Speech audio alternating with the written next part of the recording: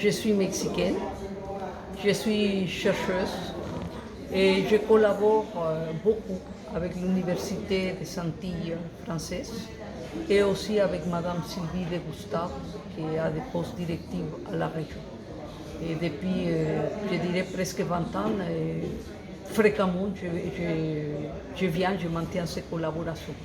Et c'est une collaboration scientifique, mais que ça aboutit à des mesures halieutiques et les domaines de l'aquaculture aussi. Justement, quels sont les sujets majeurs que vous abordez avec Madame Duflo, par exemple? On a plusieurs, mais je dirais les majeurs que c'est la question. Je pourrais les cibler en 3 axes.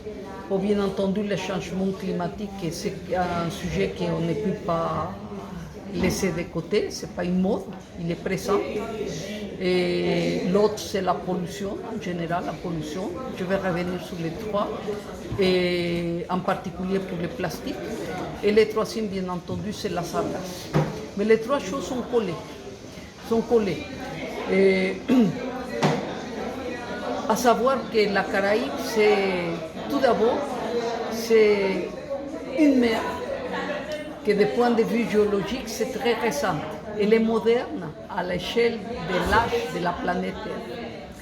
La façon comme il est créé, comme il est, c'est presque un bassin qui est complètement fermé par la partie ouest de la Caraïbe, c'est-à-dire la partie continentale.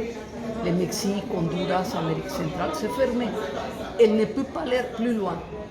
Et elle est semi-ouverte du côté oriental par l'arc des grandes Antilles et des petites Antilles. Donc il y a cette eau de l'Atlantique qui rentre et qui va se déplacer à l'intérieur, mais qui ne peut pas aller plus loin. Donc, dû à ces situations, ce bassin, c'est une des mers qui se réchauffe le plus vite au niveau de la planète et qui s'acidifie aussi le plus vite, beaucoup plus vite que ce qui était prévu. C'est-à-dire à l'instant, on montrait déjà une augmentation de 1,3 Celsius et on est à peine en 24 et on espérait qu'il ne dépasse pas les 2 degrés. Et ça nous reste encore 70 ans pour l'année 2100 qui était prévue de ne pas aller plus que 2 degrés de plus. Donc on aura beaucoup plus que ça. Donc c'est une mer qui se réchauffe très vite. D'un autre côté, tout ce qui se passe au niveau de l'Amazonie, etc., avec la déforestation, l'utilisation de grandes quantités d'agrochimie et ces énormes effluents. Donc cette eau qui rentre maintenant dans la Caraïbe, il vient hyper enrichi des agrochimiques. Donc ce sont des substances qui vont permettre une floraison très importante des plantes, entre autres la sargasse. Et tous ces bassins vont faire.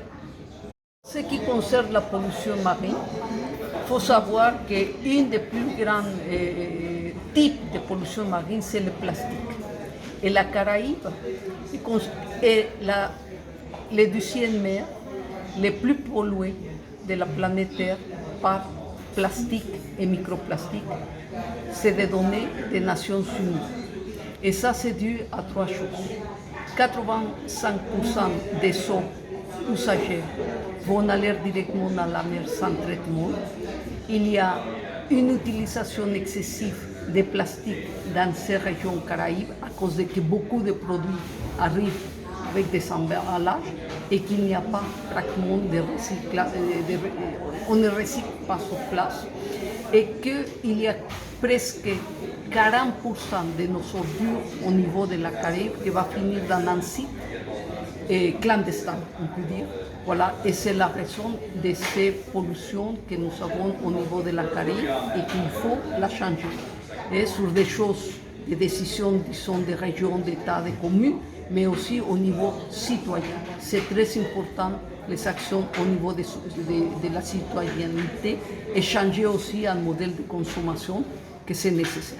Et c'est nécessaire de changer ce modèle de consommation et c'est nécessaire aussi d'arrêter les emballages excessifs de tous nos produits. Et je n'arrive pas à comprendre un USB qui vient avec un morceau de plastique de cette taille. Voilà. J'aimerais aussi ajouter, je l'ai dit dans ma conférence magistrale, qu'en général, les politiciens cherchent des solutions que j'appelle bip-bip. Bip-bip, c'est-à-dire bon marché, immédiate et de préférence populaire.